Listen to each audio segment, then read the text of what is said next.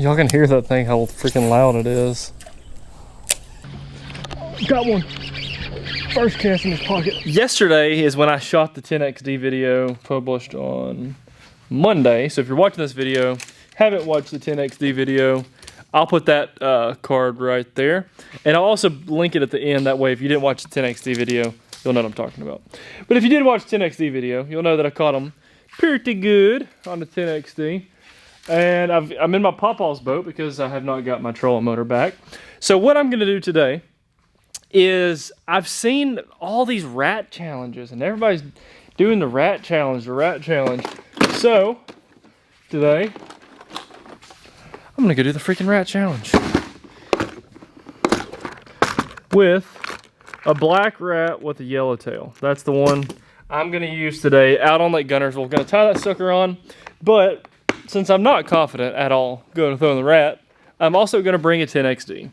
So gonna throw the rat for a long time. If the rat doesn't work and I have to bail last minute, I'll only have a 10XD to go try to catch some cranking, which you know how that typically goes. We normally catch 3 or 4 or 5 of them. They're normally, a couple of them are big. So if you are into any of that I just talked about and you like big ones, please give the video a thumbs up because it's gonna be really cool. If you haven't already and you're new to my channel, please click the subscribe button down below.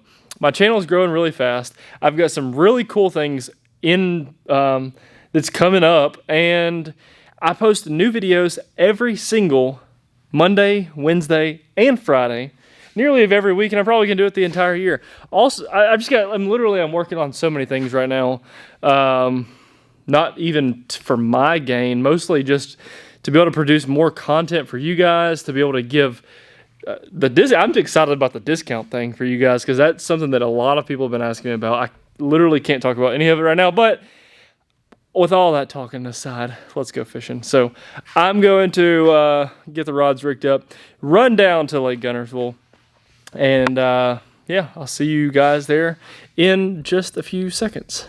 All right, we're here and gonna get this little black rat tied on, little SPRO rat. Yeah, we'll see how that goes.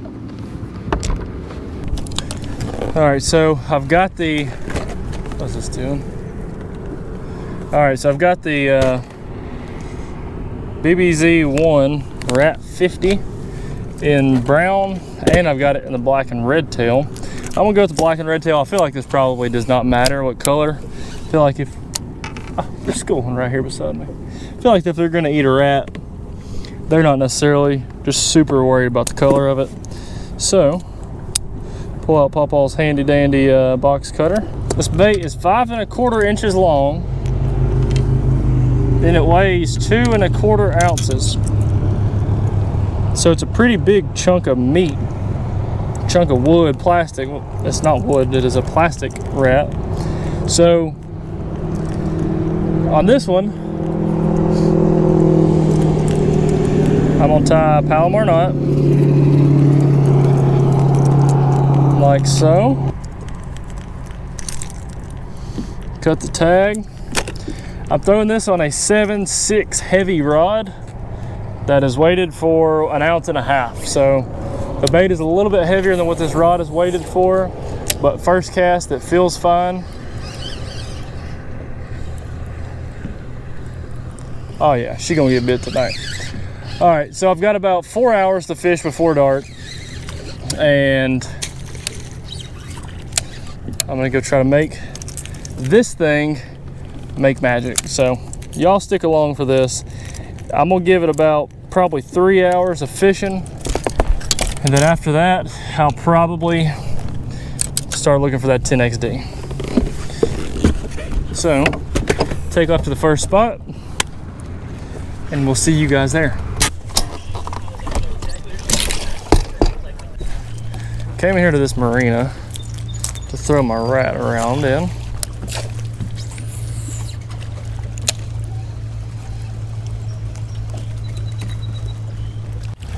All right, so I can already tell that one thing is gonna be really hard is fishing around this obviously floating eelgrass. It's gonna be really difficult.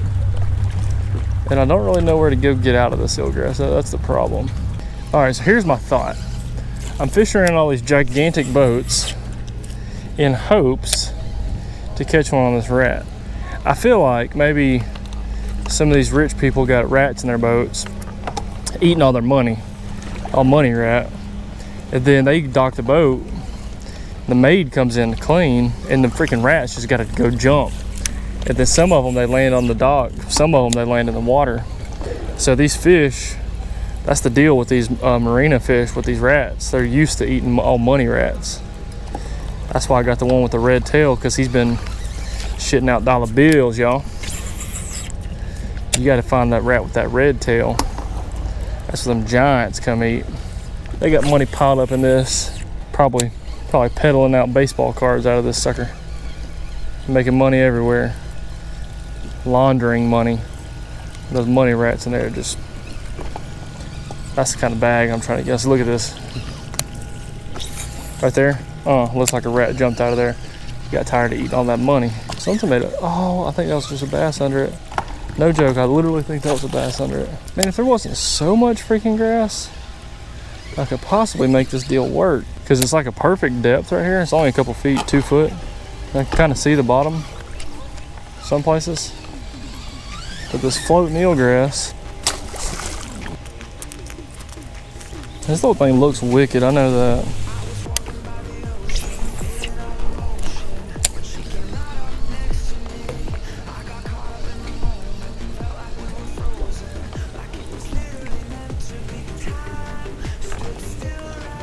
Ton of brim just followed it.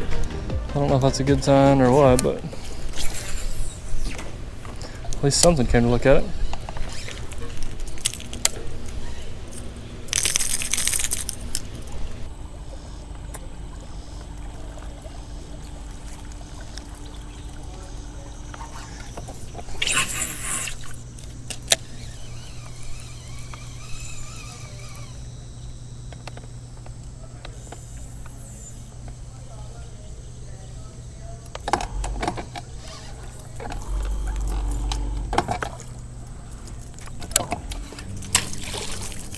This rat sounds so freaking cool. It's got like a hard knocking sound. Y'all can hear that thing, how freaking loud it is. Finally, as I'm making my way back to this the back of this pocket, there's not as much floating eelgrass. For those of you who don't know a lot about Lake Guntersville, the eelgrass grows on the main lake, like on the river channel. For the most part, it grows in shallow water too, but all this chopped up stuff comes from the main lake out there where the big boats come and the current comes and all that crap, and just chops up that freaking eelgrass like crazy. And it makes it so hard to fish baits because there's not a lot that can come through chopped up eelgrass, the floating kind of eelgrass.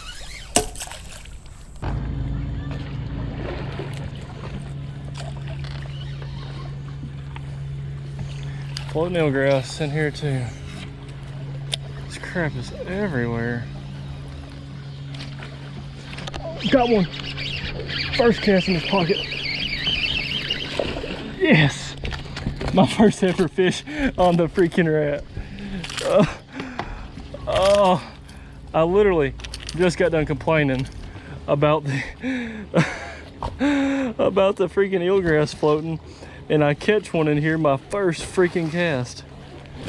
That is sweet. Just a regular size keeper. He's as big as the rat is, basically. Well, that was cool. Freaking stroked it, I know that. Well, there you go. I guess it is possible. I've been wondering this whole time if it was possible to even catch one on the thing. And I was starting to think it's not possible. Maybe it's the right before dark thing. Low light and they're feeding, and these little rats are just jumping off the bank, running from everybody.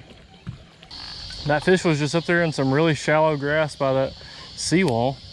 And basically as soon as the rat landed, I hit about 3 turns on it and he just freaking crushed it.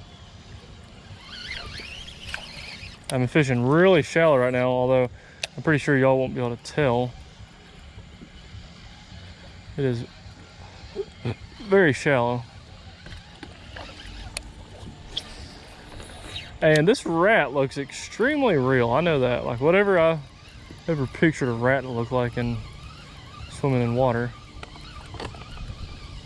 I don't know how dense the rat population is in Guntersville, but this is one of the only pockets on this entire lake that I've never been in. And it's a cool looking pocket. I know like right now, I'm not gonna say it's like good for fishing right now. With all the eelgrass growing everywhere. But I bet in the spring, this pocket is juice. I've never ever been in here, not one time.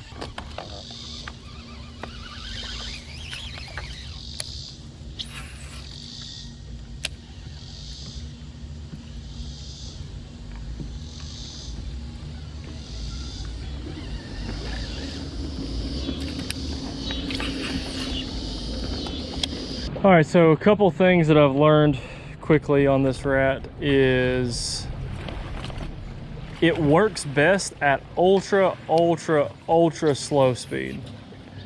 Like, don't try to wind this thing fast. Like I say works best, I just mean like actually moves the best. This rat right here don't even know weedless was a thing. All right, this is gonna be my last pocket that I fish in for the day, so hopefully we get a bite. If not, it's been a fun little challenge. Really did not have a lot of confidence with the rat in the first place, but I know that there's guys who catch them on it. There was a college tournament several years back where actually I think it was one on a rat. I'm pretty positive it was one on a rat. A big, expensive wooden rat. But this plastic rat has the same action, and they come in different sizes. This plastic one, made by SPRO, it's got several different sizes. I think like 4 or 5 sizes. And they actually have a size smaller than this that feels a little bit better throwing. This one just feels huge, but as you can see, it doesn't take a huge bass to eat it. I might do this again in the future one day. Might do another rat challenge. Might do it in the spring. I think maybe the spring might be a little bit better for a rat challenge, but I don't know. But it's not done yet. We've got a little bit of fishing left.